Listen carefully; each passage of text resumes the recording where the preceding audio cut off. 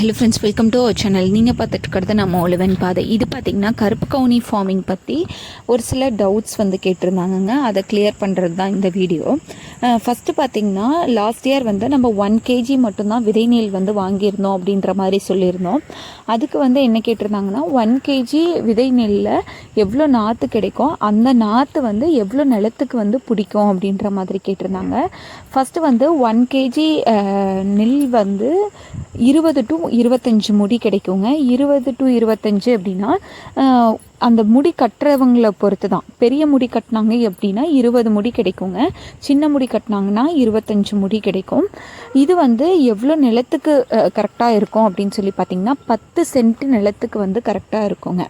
10 send நிலத்துக்கு பத்துமா அப்படின்ற மாதிரியும் கேட்டிருந்தாங்க. எப்படி அவ்வளோக்கு பத்துது அப்படின்ற மாதிரி கேட்டிருந்தாங்க. இது பார்த்திங்கன்னா ஒரு பயிர் நாற்று நடவு முறைங்க. ஒரு சில பயிர்கள் 4 பயிர்லாம் நடவு பண்ணுவாங்க. ஆனால் இந்த ரகம் ஒரு பயிர் மட்டும் நடவு பண்ணால் போதுங்க.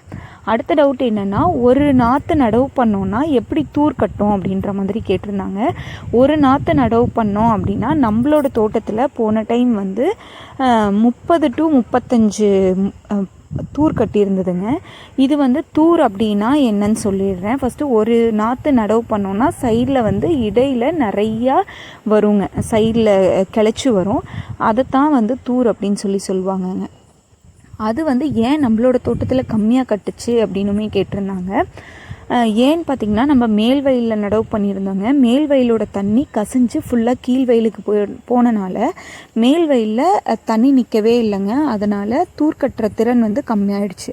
மேக்ஸிமம் எவ்வளோ கட்டும் அப்படின்னு பார்த்தீங்கன்னா 80 to 120 வரைக்கும் கட்டும் அப்படின்ற மாதிரி சொன்னாங்க. நல்ல ஃபெர்டைல் லேண்ட், தண்ணி நல்லா நிற்கிற நிலத்தில் 80லேருந்து 120 தூர் கட்டும் அப்படின்ற மாதிரி சொன்னாங்க.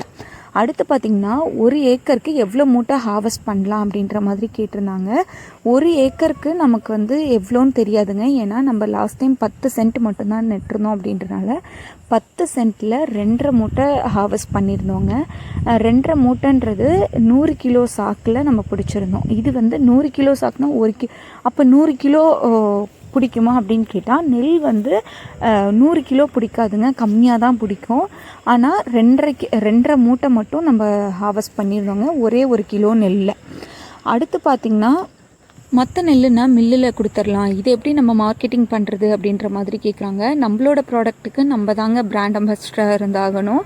நம்மளோட ப்ராடக்டோட ஒரிஜினாலிட்டியை சொல்லி அவங்களுக்கு 4 பேர்த்துக்கு சாம்பிள் கொடுத்து அவங்க சாப்பிட்டு ஒரிஜினல் டேஸ்ட்டை 4 பேர்த்துக்கு சொன்னாதாங்க உண்டு. ஒரு கஸ்டமர் வந்தாங்க அப்படின்னா அந்த கஸ்டமர்னால இன்னொரு 4 கஸ்டமர் வரணும், அவங்க நம்மளை விட்டு போகக்கூடாது. இதுதான் நம்மளோட கோலாக இருக்கணுங்க.